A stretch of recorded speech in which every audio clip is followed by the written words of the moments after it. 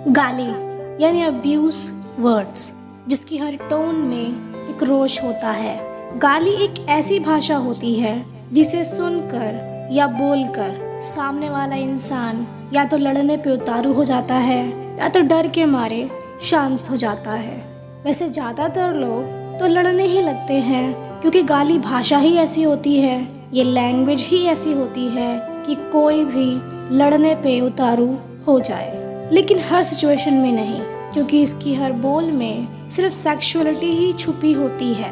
अब वो तो आपको पता ही होगा कि क्या और कैसे शब्द यूज़ किए जाते हैं। अब वो शब्द मैं इस वीडियो में तो बता नहीं सकती, ना बोल सकती हूँ। वो सबको पता ही है जनरली कि कैसे वर्ड यूज़ किए जाते हैं।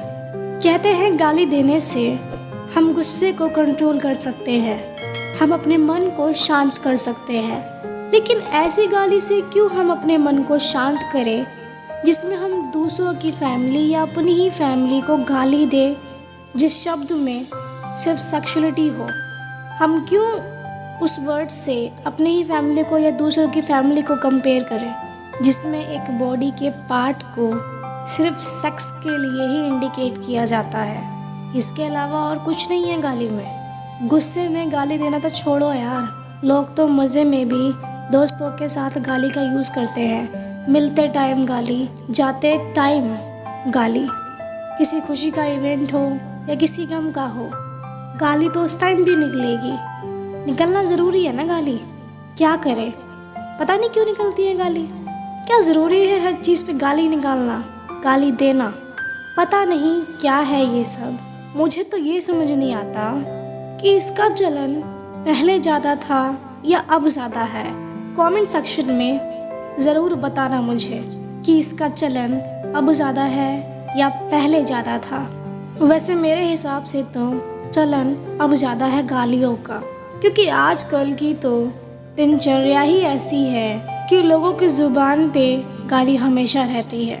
हर छोटे से छोटे चीज़ के लिए उनके मुंह से गाली निकलेगी। अब चाहे वो लड़के के मुंह से निकले या लड़की के मुंह से निकले या औरत के मुंह से निकले या आदमी के मुंह से निकले, लेकिन निकलेगी ज़रूर गाली। मैं एक क्वेश्चन पूछना चाहती हूँ आप लोगों से।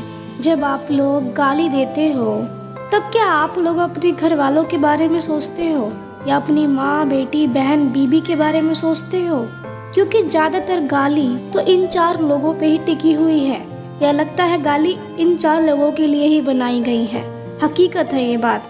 आप में से शायद कई लोगों का आंसर नहीं आएगा, लेकिन मैं बताऊं इसका आंसर क्या है। आप लोग सोचते ही नहीं हो इन सब चीज़ों के बारे में। अगर आप सोचते ना तो गाली देते ही नहीं, बिल्कुल भी नहीं देता।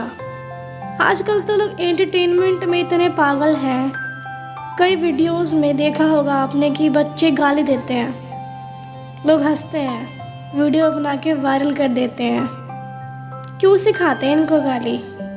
अपने एंटरटेनमेंट के लिए। लेकिन अपने एंटरटेनमेंट के लिए ही ये कितना घटिया काम करते हैं, छोटे छोटे बच्चों को गाली सिखा के। और लोग हंसेंगे क्यों नहीं?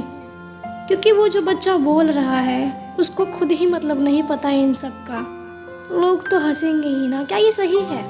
क्या गाली इतनी ही अच्छी है, या सुनने में आप लोगों को इतनी अच्छी लगती है, या बोलने में अच्छी लगती है? कितने लोग सोचते हैं और बोलते भी हैं कि जो गाली नहीं देते वो कूल नहीं है, जो गाली नहीं देता वो मर्द नहीं है, वो इंसान नहीं है, वो मूर्ख है, फलाना ढिकाना। हकीकत है वो लोग खुद मूर्ख होते हैं जो ये कहते हैं और सोचते हैं। गाली देने से आपकी पर्सनालिटी कभी अच्छी नहीं बनती है, बल्कि आपकी पर्सनालिटी और नीचे गिरती है। तो आप क्यों फालतू में इतनी गालियाँ देते हो?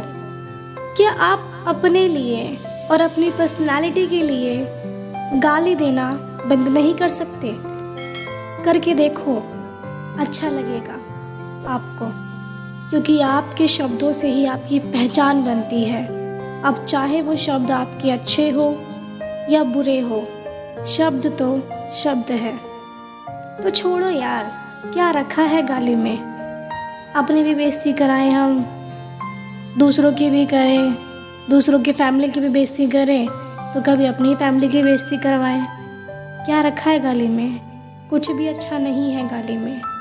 Please don't say abuse language.